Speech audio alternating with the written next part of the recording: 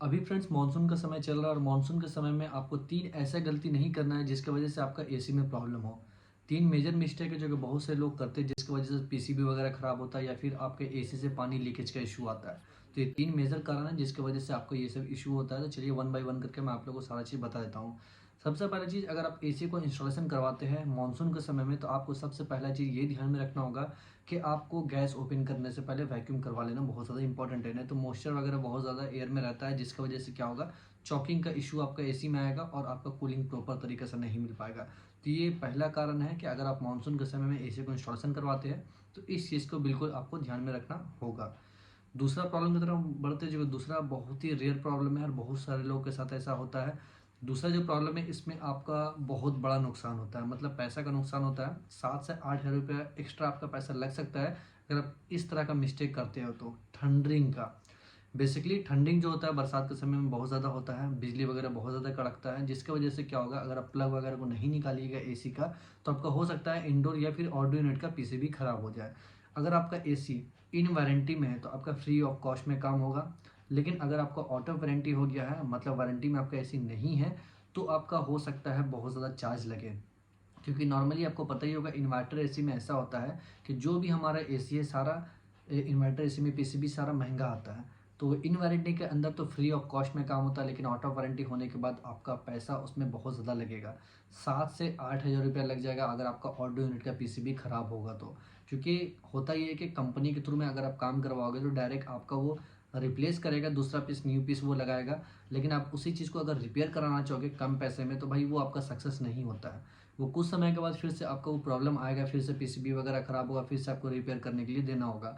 इसी कारण से अगर आप उसको चेंज करवाओगे तो 7 से 8 हज़ार रुपये आपका लग जाएगा आउटडोर यूनिट का पीसीबी का। लेकिन अगर आपका इंडोर यूनिट का पीसीबी खराब होता है उसी ठंडरिंग की वजह से तो आपको उसमें थोड़ा कम कॉस्ट लगेगा, 3 से 4 हज़ार रुपये लगेगा और दूसरा पीसीबी आपका इंडोर यूनिट का आ जाएगा। लेकिन जल ज़्यादा जो खराब होता है पीसीबी वो हमारा आउटडोर यूनिट का पीसीबी ही खराब होता है। तो इस चीज़ का माइंड में आपको रखना है, ध्यान में रखना है कि जब आपका बरसात का समय है, ठंडिंग वगैरह ज़्यादा हो रहा है, बिजली वगैरह ज़्यादा कड़क रहा है, तो आप प्लग ज़रूर से ज़रूर निकाल लें अपने एसी का, नहीं तो आपका पीसीबी वगैरह डैमेज और ख़राब हो सकता है। तो ये दूसरा कारण था जो कि आपको समझना बहुत ज़्यादा ज़रूरी है मानसून के समय में, कि मानसून के समय में आपका एसी प्रॉब्लम कर सकता है। अब फ्रेंड्स हम लोग तीसरे प्रॉब्लम की तरफ बढ़ते हैं, क्योंकि तीसरा भी बहुत ज़्यादा मेजर इशू है कि बहुत सारे लोगों को इस तरह कंडीशन होता है पानी लीकेज का। पानी लीकेज का बहुत सारे लोग को इस तरह का प्रॉब्लम फेस करना पड़ता है, क्योंकि मैं बहुत बार नोटिस कर चुका हूँ, बहुत सारे प्रॉब्लम को फेस भी किया हूँ और बहुत सारे प्रॉब्लम को ठीक भी किया हूँ। क्योंकि जो वाटर लीकेज का होता है, वाटर लीकेज की वजह से ये होता है कि अगर आप लकड़ी का बेड वगैरह हो या फिर लकड़ी का कुछ डिज़ाइन वगैरह बनाए हैं एसी के नीचे में, तो पानी का वजह से पूरा का पूरा डिज़ाइन को वो ख़राब कर देता है। लकड़ी वगैरह जो भी आपका डिज़ाइन है वो सारा का सारा पानी से वो सड़ जाता है। तो आपको बचना कैसे है, अगर आप एसी को इंस्टॉलेशन करवाए हैं और आपका बैक साइड में हॉल खाली रह गया, मतलब उसमें पुट्टी पेरिस वगैरह आप नहीं डलवाया हो, तो भाई उसमें क्या होगा कि आपका इंडोर यूनिट का और आउटडोर यूनिट का जो पाइप का कनेक्शन होता है, कॉपर पाइप का, उससे पानी होते हुए आपका अंदर में आने लगेगा। जिसकी वजह से क्या होगा, वाटर लीकेज होगा, वाटर ड्रॉपिंग होगा, उसके बाद क्या होगा, आपका पानी लीकेज का इश्यू आने लगेगा। अब उसमें करना क्या होता है आप लोगों को, जैसे आपका इंस्टॉलेशन होता है तो आप साथ ही साथ उसमें पेरिस या फिर पुट्टी से हॉल को पैक करवा लें। क्योंकि बहुत सारे लोग ऐसे करते हैं कि अभी हमें ज़रूरत नहीं है तो हॉल को ऐसे ही खाली छोड़ देते हैं, लेकिन इससे होगा ही आपका कि गर्मी के समय में तो ज़्यादा बारिश वगैरह होता नहीं है, होता है बेसिकली मानसून के समय में, बरसात के समय में। उस समय में अगर आपका वाटर मतलब पानी आपका आएगा बाहर से ही, बारिश वगैरह होगा तो आपका इंटरली अंदर के एरिया में आने लगेगा। तो आपको बचना है इससे, यही है कि आपका जो पेरिस या पुट्टी होता है उसको आप ज़रूर से ज़रूर लगाएं, जिससे वाटर लीकेज इशू आपको नहीं आएगा। तो ये मेरा तीसरा कारण था। अब बेसिकली कुछ और भी चीज़ें मैं आप लोग को बता देता हूँ जिससे आप लोगों को थोड़ा सा और आइडिया हो जाए। क्योंकि इसमें क्या होता है कि आपका एक्स्ट्रा पैसा वगैरह खर्च हो सकता है, तो इससे बचने के लिए क्या करना होगा, आप लोग को इस प्रॉब्लम को समझना पड़ेगा। तो प्रॉब्लम हमारा ये होता है कि जब हमारा बिजली वगैरह कड़कता है, जैसे ठंडरिंग का, जैसे मैंने आपको स्टार्टिंग में ही बताया, तो उससे हमारा ये होता है कि स्टेबलाइजर वगैरह भी ख़राब हो सकता है।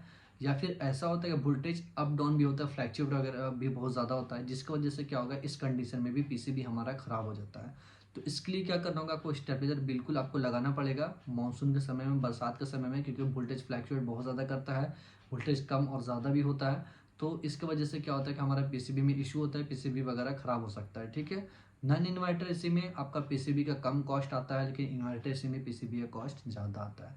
तो आपको क्या करना होगा कि स्टेबलाइजर लगाना बहुत ज़्यादा ज़रूरी है, क्योंकि स्टेबलाइजर अगर आप लगाते हो तो क्या होगा, आपका पीसीबी को पूरा का पूरा सेव रखेगा। और जो हमारा वोल्ट होता है, जो कि जैसे कि नॉर्मली आपको पता ही होगा, इनपुट वोल्ट अगर आपका 200 से कम भी आता है तो ये आउटपुट आपका स्टेपलर 200 से प्लस निकालता है, जिससे क्या होता है कि हमारा एसी बहुत ही अच्छे तरीके से रनिंग करता है।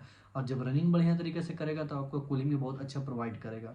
तो इस चीज़ को आपको माइंड में रख करके चलना है कि जब भी आपका बरसात का समय आए, मानसून का समय आए, वोल्टेज आपके एरिया में बहुत ज़्यादा फ्लैक्चुएट वगैरह करता है, जैसे कि आपका क्वार्टर वगैरह जो होता है वहाँ पर वोल्टेज का इशू बहुत ज़्यादा आता है। तो उस कंडीशन में उस जगह पे आपको स्टेबलाइजर लगाना बहुत ज़्यादा ज़रूरी है।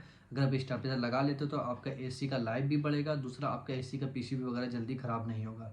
तो कुछ चीज़ों को आपको माइंड में रख करके ही चलना होगा। अगर आपको एसी को सेव रखना है, वाटर लीकेज आपका इशू आपको नहीं आए, या फिर आपका पीसीबी नहीं ख़राब हो, तो जो कंडीशन मैं आप लोगों को बताया हूँ 1 बाय 1 करके सारा कंडीशन आपको समझना होगा, जिससे आपका पैसा का ज़्यादा खर्च नहीं होगा और ना ही आपका एसी वगैरह ख़राब होगा। तो ये कुछ डिटेल में मुझे आप लोगों को बताना था मानसून के बारे में, कि मानसून में एसी को आप कैसे सेव रख सकते हैं, कैसे एसी को बचा सकते हो, जिससे आपको कोई भी तरह का इशू नहीं होगा। उम्मीद करता हूँ वीडियो आपको काफ़ी पसंद आएगा, इससे आपको अच्छा खासा नॉलेज मिला होगा। मिलते हैं नेक्स्ट वीडियो में, तब तक के लिए बाय फ्रेंड, वंदे मातरम, जय हिंद।